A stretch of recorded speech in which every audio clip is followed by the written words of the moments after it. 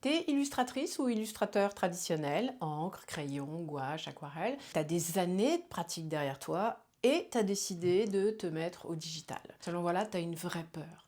Et si tu y perdais ton âme, si tu perdais ton style au passage. Je sais de quoi je parle, je suis passée par là. J'ai passé des soirées entières à chercher, observer, tâtonner, essayer, pour vraiment retrouver mon rendu aquarelle en numérique. Ça m'a pris un temps fou. Alors dans cette vidéo, je vais être honnête avec toi. Je vais te dire ce que tu as déjà et ce que tu n'as pas tout à fait encore, pour que tu ne perdes pas inutilement le temps que moi j'ai perdu à le figurer toute seule. T'as peur de repartir de zéro. T'as peur d'avoir perdu tout ce que t'as construit une fois que tu vas avoir l'iPad dans les mains. Dans mes formations, c'est quelque chose que je vois vraiment très souvent.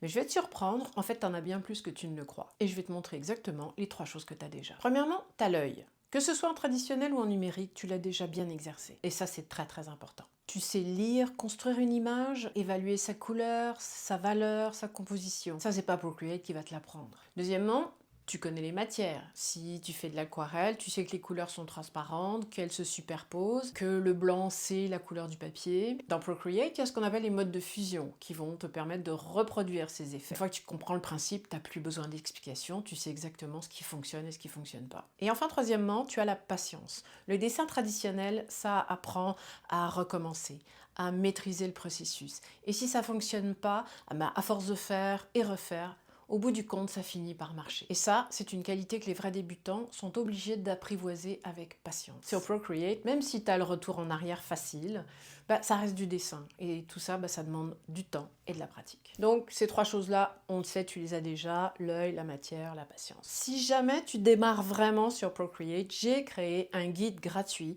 des 12 étapes essentielles que j'utilise moi-même dans la création de mes illustrations sur Procreate. Tu vas trouver le lien dans la description de cette vidéo. N'hésite pas à le télécharger, c'est gratuit. Bon, maintenant, qu'est-ce qui te manque? Finalement, juste l'outil lui-même. Et pour ça, il y a quelques trucs concrets. D'abord, les calques. En illustration traditionnelle, tu travailles tout sur la même feuille. Tout est ensemble, tout est permanent. Sur Procreate, tu vas travailler en couches superposées, comme si tu avais des calques mis les uns sur les autres. C'est hyper puissant. Et d'ailleurs, j'ai déjà créé une vidéo sur les calques, tu vas la retrouver sur le lien qui est ici, ainsi que le lien qui est dans la description de cette vidéo. Parce que si tu comprends pas la logique des calques, tu vas vite te retrouver avec un fichier dans lequel tu ne retrouveras pas ton chemin. Donc ça, c'est vraiment un élément hyper important à maîtriser. Ensuite, la gestion des pinceaux.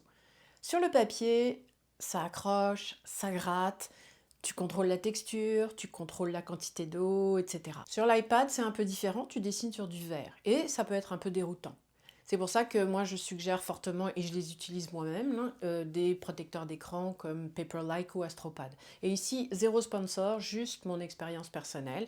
Je les adore et je les utilise dans mon quotidien. Donc on a vu ce que tu as, on a vu ce qui te manque, et maintenant par où on commence? Alors moi ce que je te suggère, premièrement, c'est de commencer avec un dessin à toi, que tu as déjà fait en traditionnel, et tu vas essayer de le reproduire sur Procreate. Pas un nouveau dessin que tu vas aller trouver, un nouveau tuto sur YouTube, non. Vraiment une illustration à toi en traditionnel. Pourquoi? Tout simplement parce que comme ça, tu te concentres uniquement sur l'outil. Le résultat final, tu le connais, tu l'as déjà fait, c'est ton dessin. Donc, toute ton attention va aller sur comment ça marche.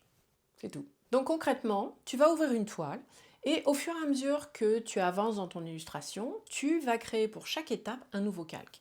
L'esquisse, le trait, la couleur de base, les ombres, les lumières, et tu vas faire ça pour chaque sujet qui est dans ton illustration.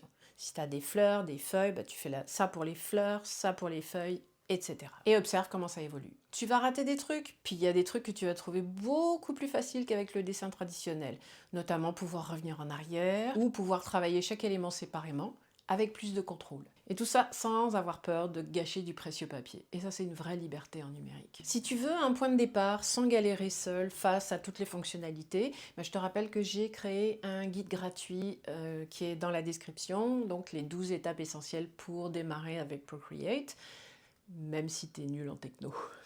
Prends-le, c'est gratuit et ça va t'éviter de tâtonner toute seule, comme je l'ai fait moi-même. Si tu veux en parler directement avec moi, si tu as des questions sur ta pratique en illustration numérique, je te propose un appel découverte de 30 minutes. C'est gratuit, on discute toutes les deux de tes besoins, de tes envies, de ta pratique, et puis éventuellement on voit si la formation que je propose est adaptée pour toi.